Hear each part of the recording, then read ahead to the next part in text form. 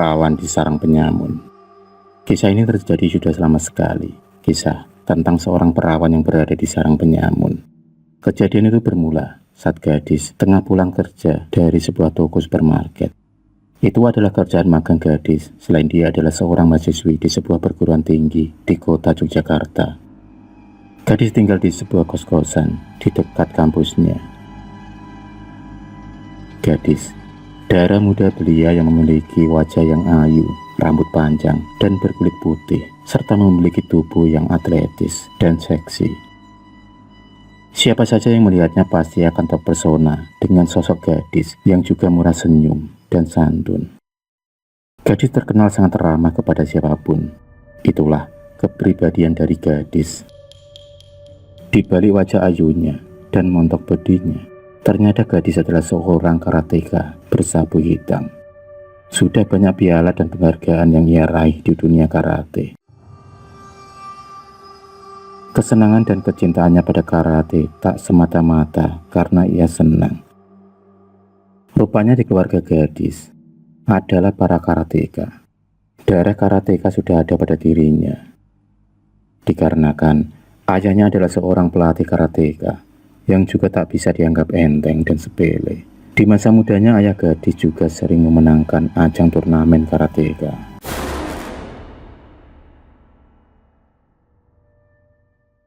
Sore itu seperti biasanya gadis pergi masuk kerja di sebuah minimarket. Ia bertugas di kasir.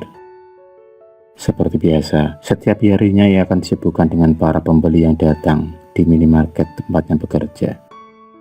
Di tempat kerjanya itu, gadis sangat mudah beradaptasi dengan teman-teman sekerjanya.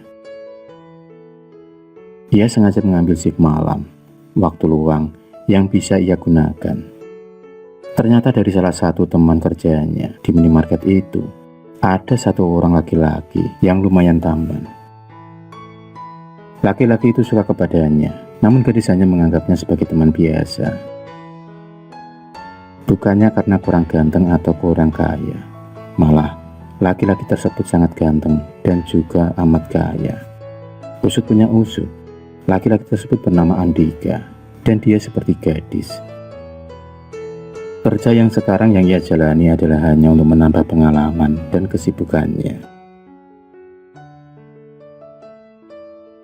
Andika dan gadis sangat akrab, hingga kadangkala mereka pulang bersama. Mereka selalu menyempatkan untuk mampir membeli bakso dan cilok di sekitar tempatnya bekerja. Sering guyon, bercanda, tengil dan jahil, itu adalah mereka berdua. Hingga mereka saling mengagumi satu sama lain. Hubungan mereka berjalan dengan normal, berjalan sebagai seorang teman yang sangat baik.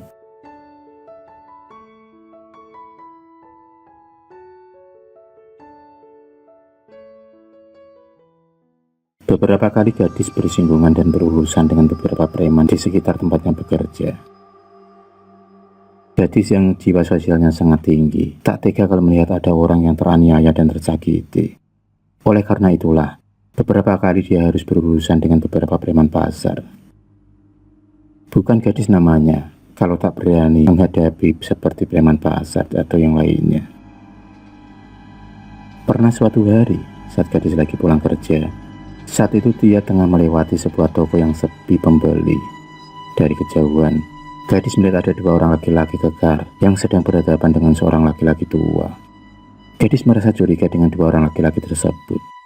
Gelagat yang tidak baik dirasakan oleh gadis.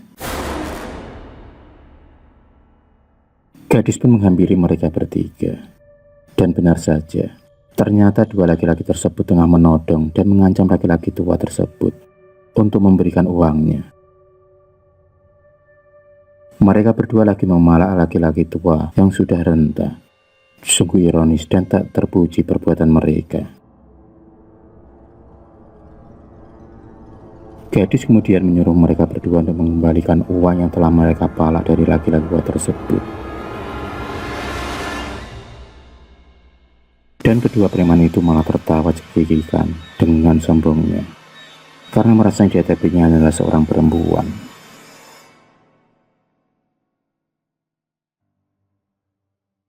Dua laki-laki yang ternyata bernama Botak dan Bodok tak terima atas teguran dari gadis. Mereka berdua merasa tersinggung dengan hal itu.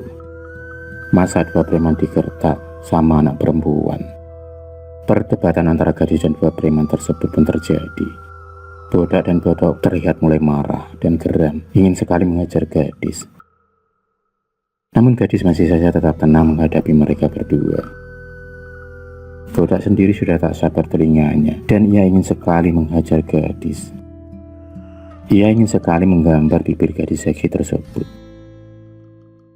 Tamparan keras pun melayang ke arah muka gadis. Namun, gadis dengan cepatnya menghindar. Akhirnya tamparan itu hanya mengenai ruang kosong, dan Bodak pun hampir saja terjatuh karena kurang seimbang.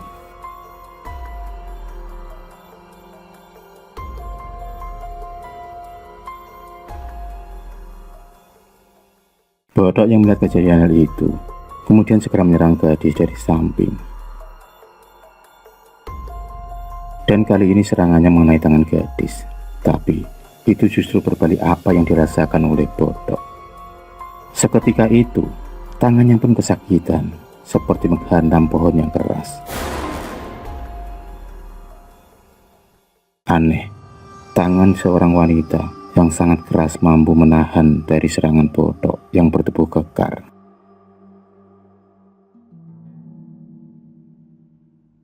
Berkali-kali Bodak dan Bodok menyerang gadis, namun gadis dapat menghindar dan menangkis serangan mereka berdua. Gerakan gadis sangat cepat dan tak pernah dibayangkan oleh mereka berdua. Kini mulai berbaliklah gadis kemudian menyerang mereka berdua. Serangan demi serangan pun dilancarkan gadis. Serangan itu dilancarkan gadis untuk memberi rasa jera dan pelajaran bagi mereka berdua.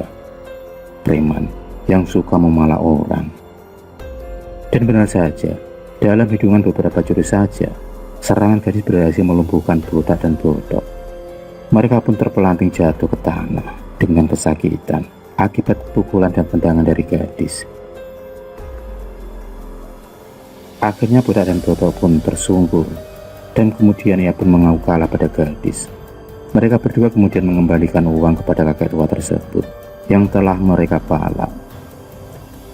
Dengan malu mereka berdua pun kemudian segera meninggalkan gadis dan laki-laki tua tersebut. Mereka tak habis pikir bakal melawan jago karate yang telah mereka anggap sepele. Gadis pun tersenyum sambil membantu kakek tua itu untuk membereskan barang-barangnya.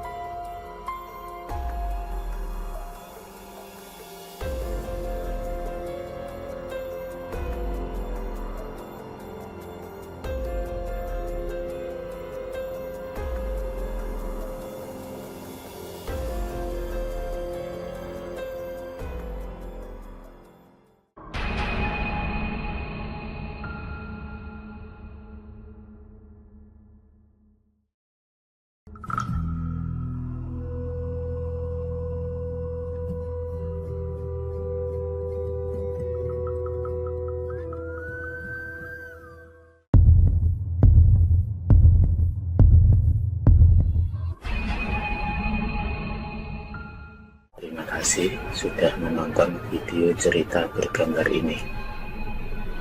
Klik subscribe untuk terus mendapatkan video-video cerita bergambar selanjutnya. Semangat berkarya.